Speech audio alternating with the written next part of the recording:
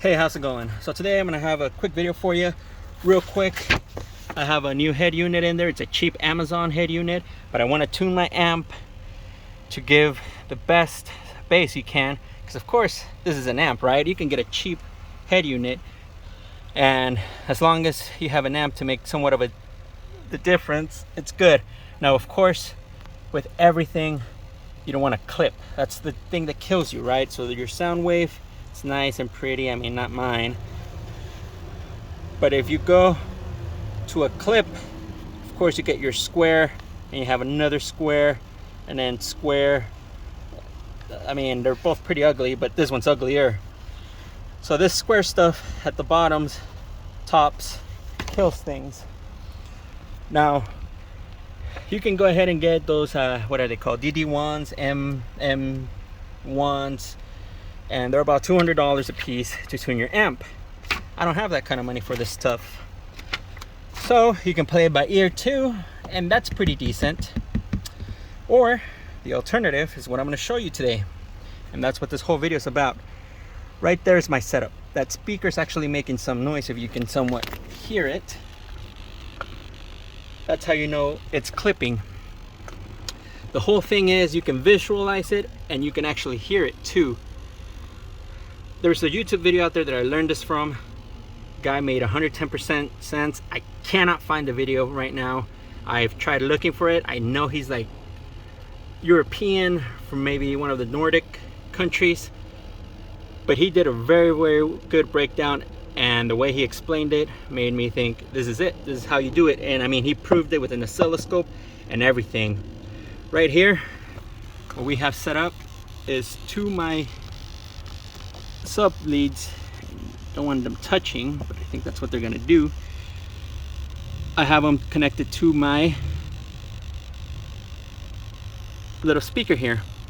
The only difference is there is a 2.2 farad capacitor here, non-polar, has to be non-polar apparently to his description, has to be the lowest farad possible. So I got a 2.2 here and 100 volts. Again, his stuff makes a million times more sense, but I'm just showing you what I learned so you can tune your amp. When this speaker makes a noise, that means you're clipping. So you come here,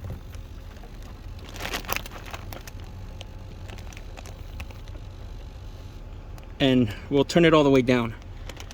But as we go up, we're good.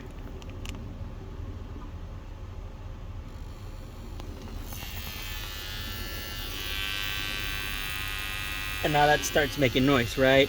I went too far anyway. And there you go. No noise. I'm not clipping anymore. Now, one thing I have found out is you want to go, and like me, I use different cell phones. You want to use the one you primarily use to tune this. Either that or go with your lowest one.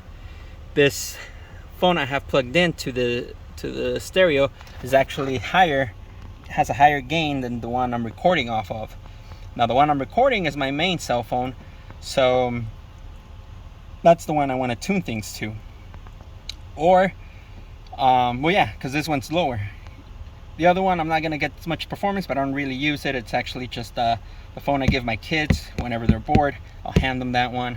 And so the one I'm holding right now is the one that I'm gonna tune it to, but I just wanted to show you this. So again,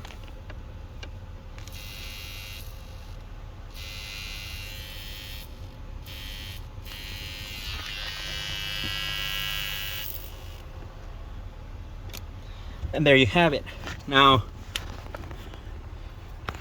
this is a regular old speaker, nothing to it. The capacitor was, a single one is like, I think $7 on Amazon. It gets there, it gets to you like in 2 to 3 days. I bought a pack of them, and they were maybe $13, and they got to me within like 10 days. I think that took a little bit longer, but they're 100% worth it, whichever way you go. Speaker was laying around. Everybody has speakers laying around, especially if you're getting into audio with a sub. You definitely have a cheap speaker laying around. This is a, I believe, it's a Kenwood from the 300Z, and the rest of it is just alligator clips and wire. It's not a big deal. How do I know this thing is reliable for myself? My nephew has a Rockford Fosgate Clean Amp, you know the acronym, and his matched up perfectly to the red light turned on actually a little bit afterwards, so it actually clipped. The amp was off, and I know that because I've seen some other guy use the MMD DDM stuff, and the thing would show clipping before the amp would. So this is the same exact thing. This will show clipping before the amp. So I 100% trust this. This is how I tune my amps now for the sub. I don't know if there is something for the speakers. That guy didn't get into it. I don't really care. Those ones I do play by ear, because you know, those speakers, you can get cheap ones, 30 bucks. You can get nicer ones, but that's not a big deal for me. Hopefully this helps you out when you're tuning your amp. Definitely don't want to blow your sub. Definitely don't want to mess up your amp either. Have a good one. Take care.